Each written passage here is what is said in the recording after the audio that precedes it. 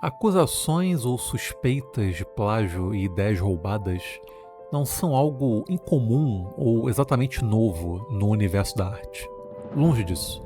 Tanto é que elas já existiam antes mesmo do surgimento do conceito de autoria. No século V a.C., Heródoto, chamado de pai da história, foi alvo de críticas de contemporâneos e sucessores como Tucídides, que o acusavam de apresentar descrições exageradas ou baseadas em relatos de veracidade duvidosa.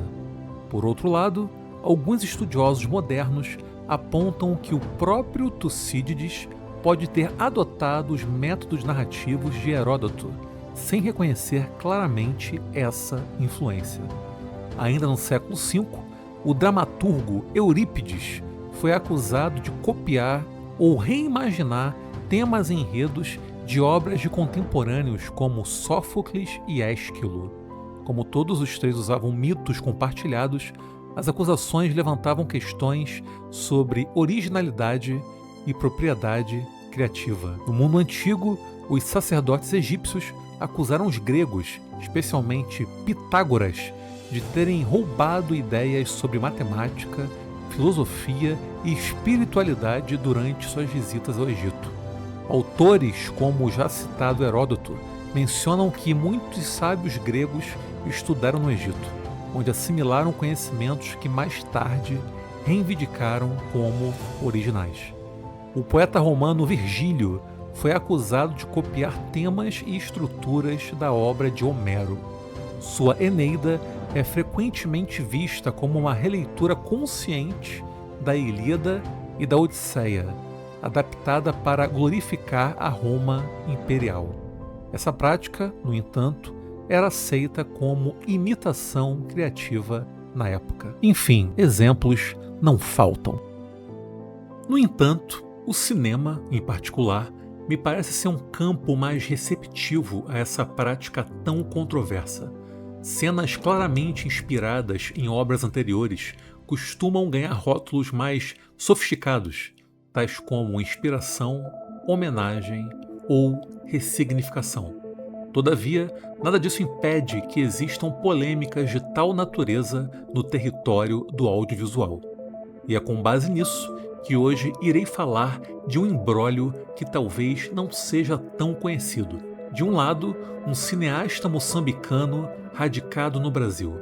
Do outro, um renomado escritor peruano estabelecido na Espanha. No meio disso tudo, a fracassada tentativa de criar o roteiro para um filme baseado num clássico da literatura nacional. Por fim, uma amarga acusação de plágio. Ficou curioso para saber mais detalhes dessa história?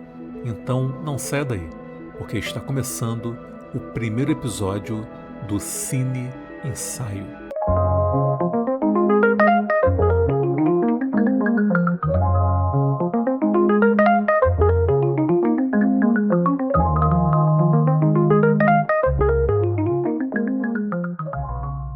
Antes de começarmos, quero fazer um convite para você que gosta de cinema, vídeo ensaios e conteúdos nesse formato. Inscreva-se no nosso canal, ative o sininho das notificações, deixe seu comentário, interaja com a gente e compartilhe com seus amigos, amigas e camaradas. Pode parecer pouco, mas cada uma dessas ações é fundamental para o nosso crescimento. Sua interação ajuda o algoritmo a espalhar nosso conteúdo. Beleza, meu povo? Isto posto, vamos ao que realmente importa.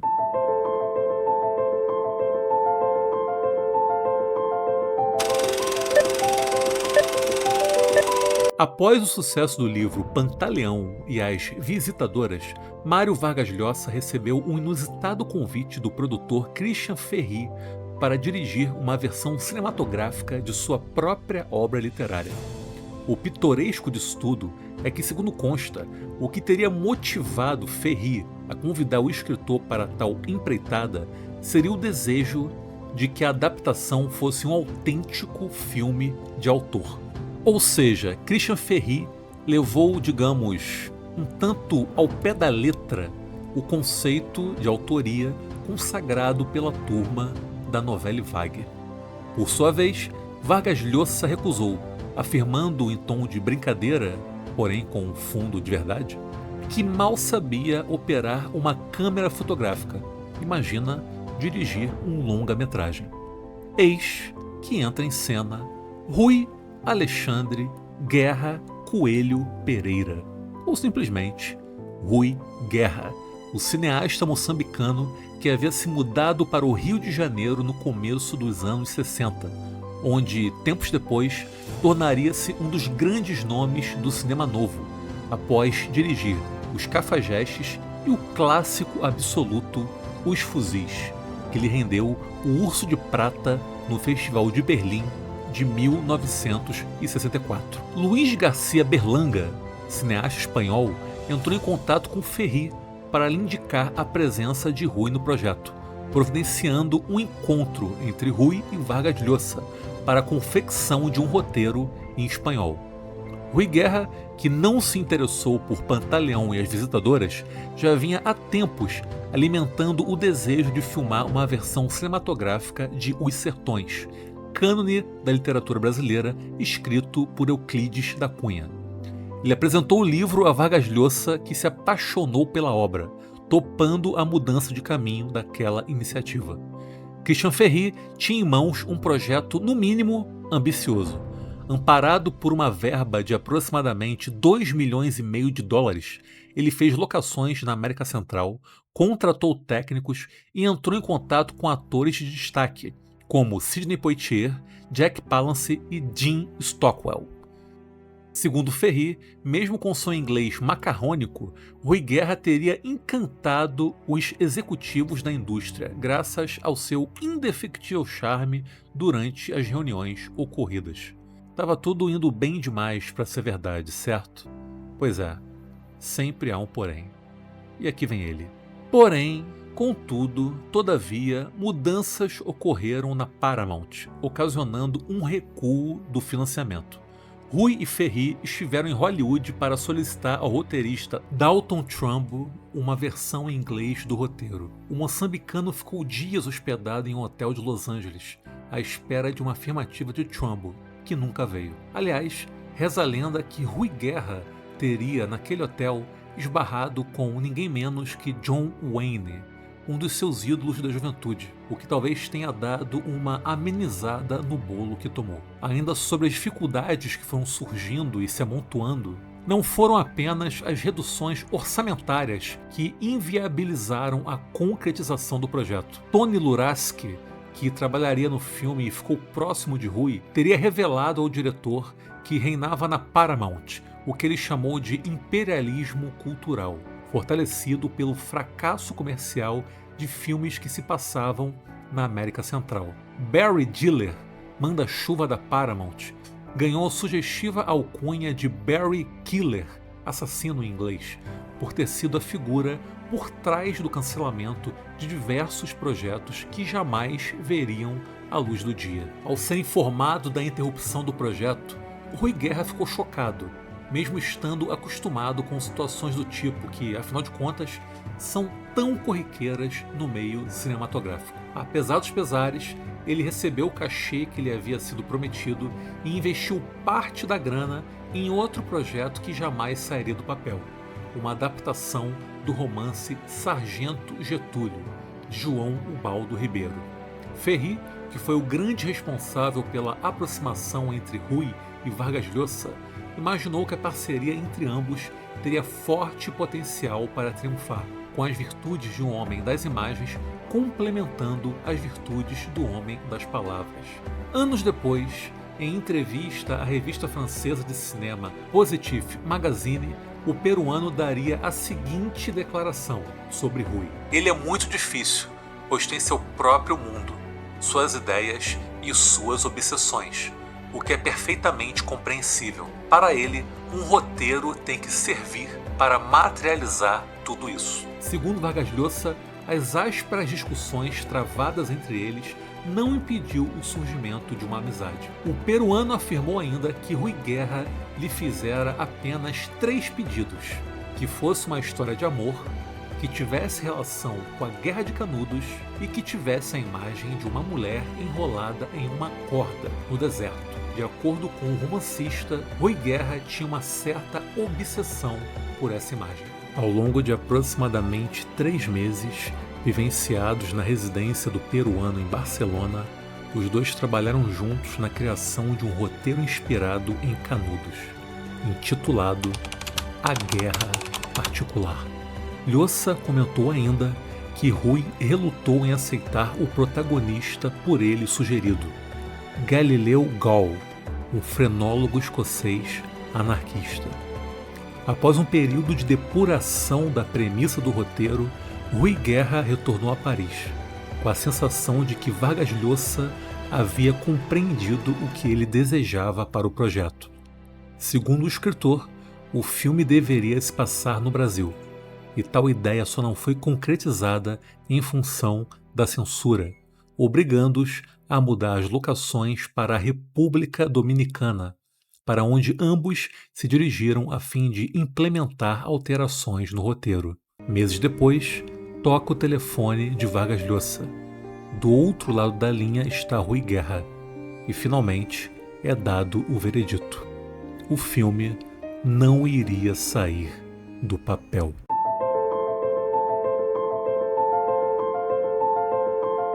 Em 1981, seria lançado o novo romance de Mário Vargas Llosa, batizado de A Guerra do Fim do Mundo. Vamos a um trecho da sinopse do livro. A Guerra do Fim do Mundo é o primeiro romance que Vargas Llosa ambientou fora do Peru. Nele, o autor dá uma nova dimensão à história de Antônio Conselheiro, em que personagens de carne e osso, alguns reais, outros imaginados, empreendem uma saga sem paralelos na história do país. Sim, A Guerra do Fim do Mundo era assumidamente uma versão ficcionalizada da Guerra de Canudos. Antes de prosseguirmos, acho que cabe aqui um breve parêntese para relembrar de forma bastante simplificada o que foi a Guerra de Canudos.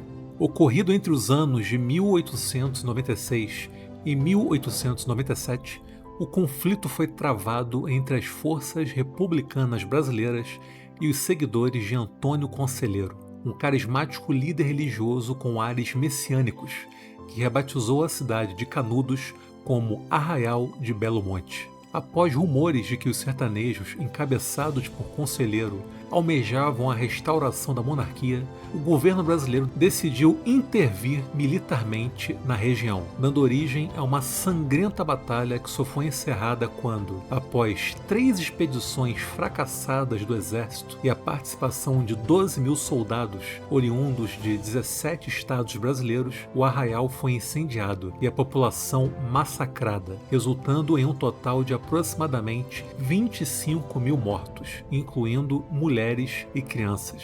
Um fato interessante que eu descobri durante as pesquisas para este vídeo ensaio é que atualmente a cidade de Canudos tem como lema oficial a frase "O sertanejo é antes de tudo um forte", que foi cunhada por Euclides da Cunha em seu livro Os Sertões, até hoje a maior obra já escrita sobre o embate.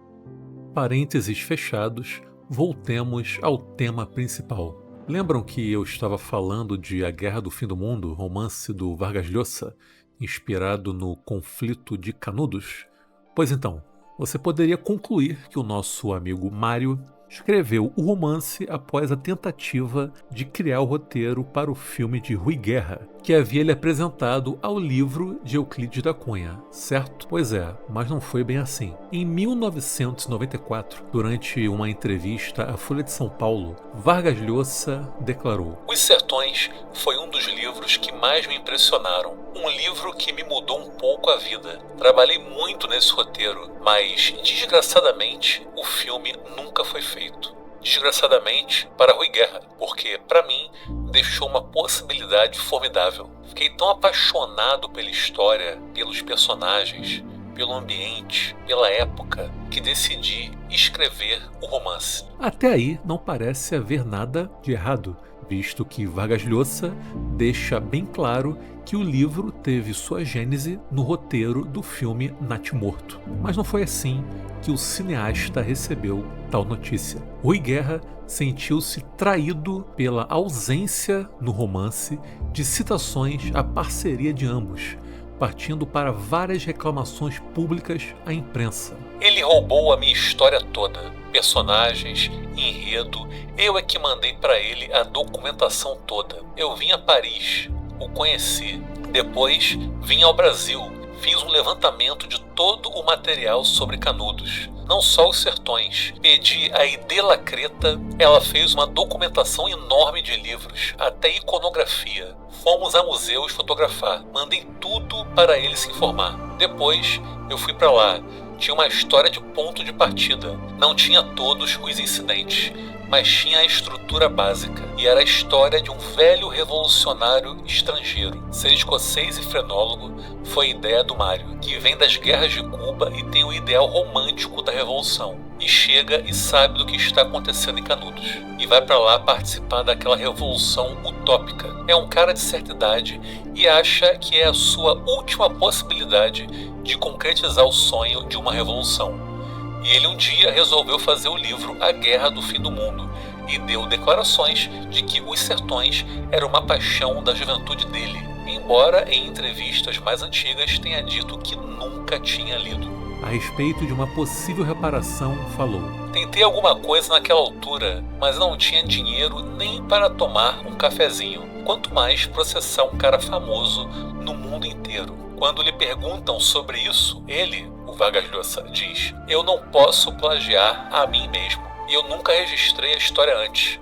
Nunca pensei nisso. Posteriormente, o escritor colombiano Gabriel García Márquez, que se tornaria grande amigo de Rui Guerra, que, diga-se de passagem, foi o cineasta que mais adaptou as obras de Gabo, afirmou que teria testemunhado a favor de Rui se o processo virasse realidade. Vale mencionar que o colombiano e o peruano foram muito amigos antes de tornarem-se desafetos públicos, com direito a um soco desferido por Vargas Llosa em Gabriel García Márquez, mas essa já é uma outra história.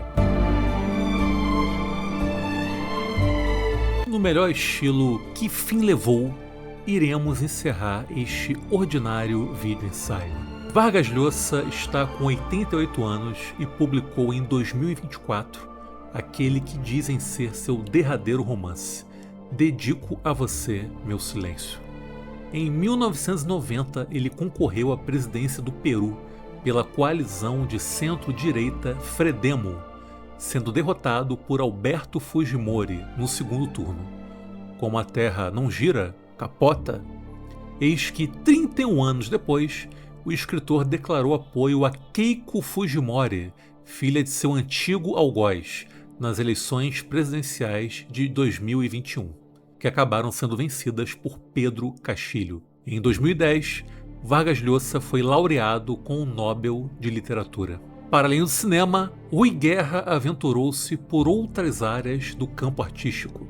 Escreveu contos, poemas, crônicas, colunas de jornal e dirigiu peças, com destaque para Calabar, O Elogio da Traição, criada em parceria com Chico Buarque, que também originou um LP homônimo. Por falar nisso, o moçambicano é um letrista de mão cheia, responsável pelos versos de Tatuagem, Fado Tropical e Não Existe Pecado ao sul do Equador, em parceria com o já citado Chico.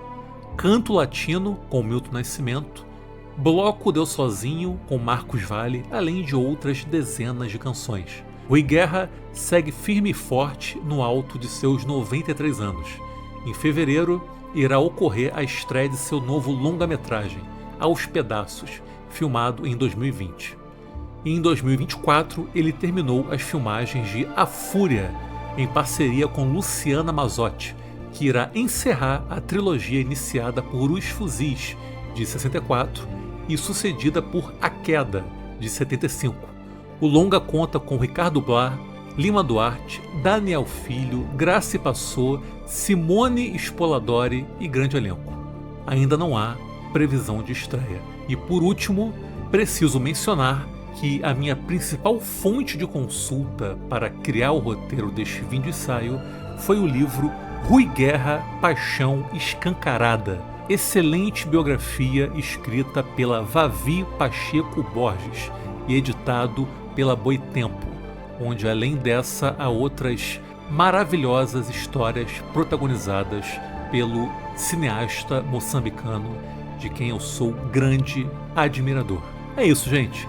Espero que tenham gostado. Peço mais uma vez que você que ainda não é inscrito, inscreva-se em nosso canal, nos fortaleça com aquele like, compartilhe com as amizades e comente. Comentários e sugestões sempre serão bem-vindos. Um beijo enorme em vossos corações e até a próxima!